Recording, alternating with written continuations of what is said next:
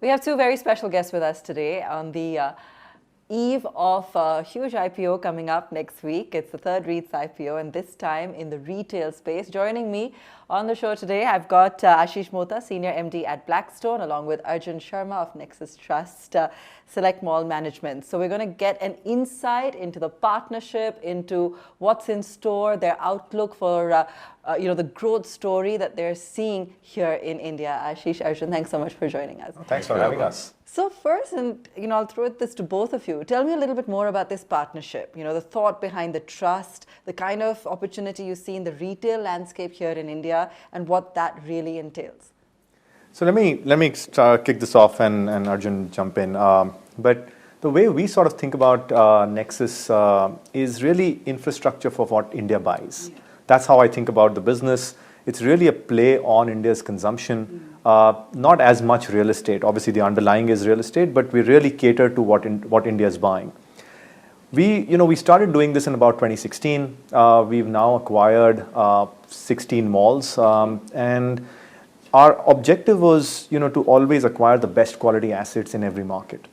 And that sort of naturally led us to have a discussion with Arjun, and we've been speaking over the last couple of years. Select, obviously, one of the best performing malls in the country, and it would have always been a great thing to have as part of our portfolio, right? Just adds a very, very marquee asset to our existing assets. So we've been speaking over the last year and a half, 2 years, and we're delighted to have Arjun join us, as our 17th mall, in this whole portfolio. Today, it is the largest portfolio in the country, across 17 assets. In terms of the partnership, what we've always done, Aabha, is integrate not only the real estate, but also the people. And today, therefore, if you look at right from 2016, every acquisition that we've made, we've basically kept the best people to build what is Nexus today. And with Arjun joining us, he's vice chairman on our board. I do think we have the ability to really scale this, at the next level. So that's been our objective, both from what we've built and what we think we have the potential to build going forward. Arjun, jump in here because, in terms of the kind of assets that Nexus manages across the country, as you touched upon, they're quite extensive. And, you have, knowledge at the forefront of really what could potentially be in store for the retail landscape here in India. Well, so first let me speak about the partnership. So when Asheesh and his team, approached us, we were very excited because we were a single asset. We are a single asset in a single city, and we wanted to also play the India consumption story. And through the Nexus platform, we could actually participate in 14 cities across 17 real estate assets. Now that gives diversification to the whole portfolio. And I think, as Asheesh alluded, there is the huge urban consumption story unfolding in this country.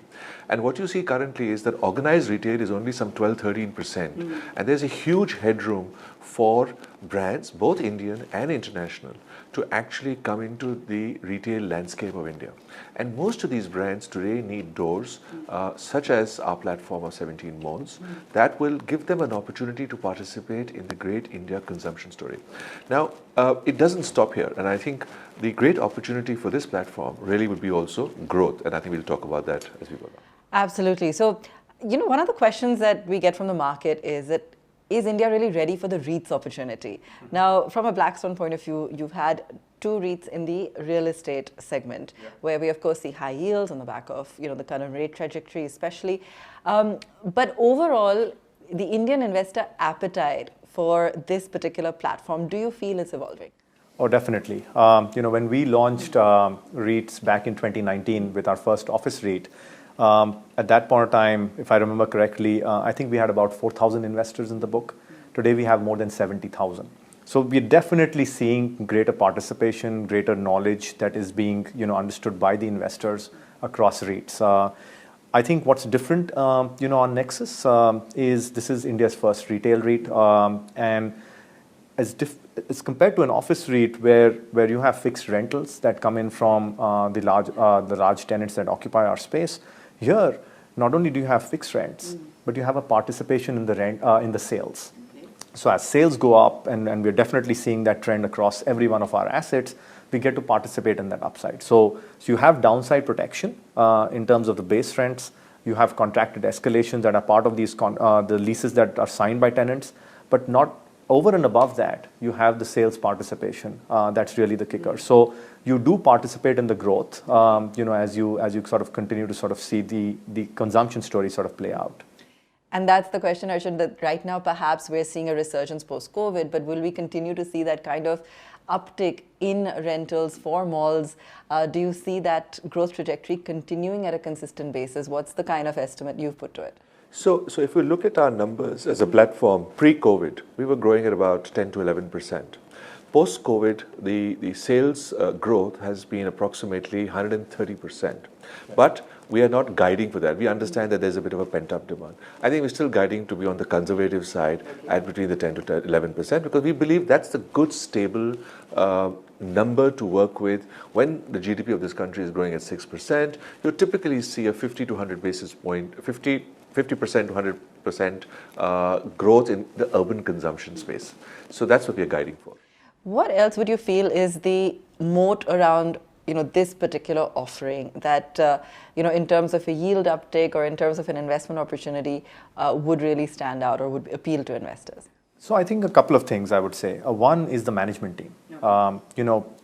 What you've sort of built together or what we've sort of put in place is absolutely world class. I do think we're the best operating platform in the country.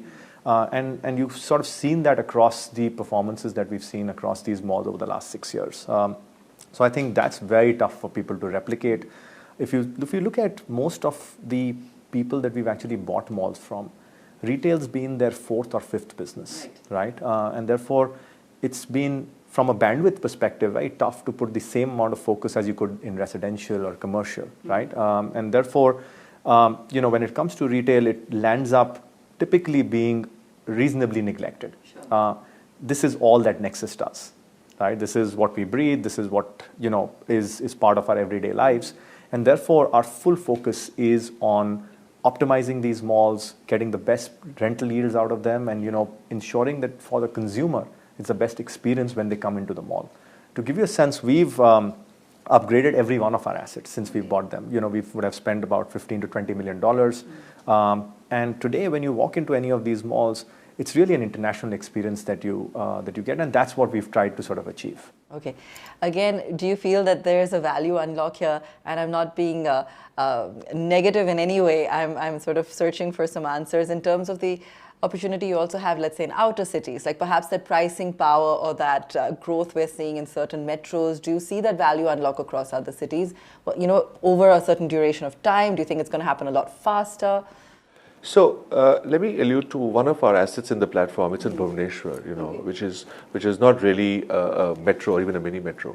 Yes, it's a state capital, but our post-COVID results there are the highest. So we are seeing a resurgence in across the country. So yes, the big markets, the Delhi, Bombay, Bangalore, they are all firing on all guns. But really, there's a lot of action out there in the metros and the mini metros. Okay, all right. So tell us a little bit more about the office size, price band, investor interest, anything you'd like to share. I know you scaled it down a touch from the earlier plan. So the sizing today is about 3,200 crores, 1,400 being primary, 1,800 secondary. The price band is between 95 to 100.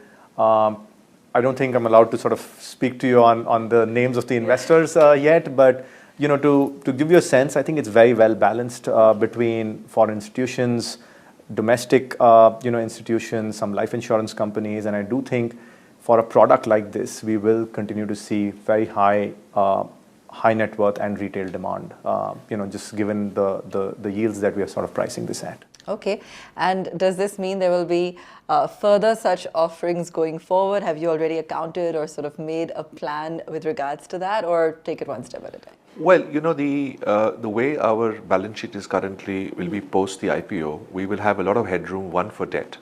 And two, the ability to raise capital is in subsequent rounds is easy. And also, like what we did in Select City Walk, it's very attractive for single asset owners to come there and swap your shares for REITs. It's a very tax efficient structure that SEBI and the government of India has put together.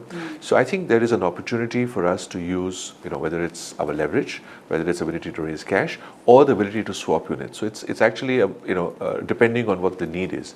So I think it's a great platform, and I think we are looking to hopefully grow this over a long period of time together with a marquee investor like. It sounds very exciting, and I'm glad to hear about all that you've prepared for the IPO, as well as what you intend to do with the funds. And the India story seems to be very much intact. Asheesh, closing note from you, because while everyone's watching to see what the Fed does, and that's, of course, in the immediate future, in the last 10 years, we've seen Blackstone really spearhead the kind of infrastructure investment we've seen here in India. What is your future outlook for the Indian market? We've been very high conviction and thematic investors across everything that we've done, be it the commercial office space, retail. We're now trying to grow this in logistics and data centers. We're really all in on India, and India continues to be one of our fastest growing markets. This is a place that we believe in, both service sector growth, consumption we've obviously spoken of, and I think each of these themes leads us to believe that be it the logistics space, be it data centers, be it the commercial office space, you could face, I would say, near-term sort of pauses, once in a while. But I think the medium to long term is so fundamentally strong that we continue to be large investors, and we continue to sort of believe in the India story. So I think we're here for some time to come.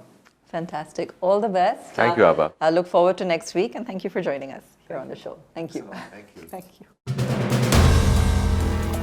If you like the video, do like, comment, share and subscribe.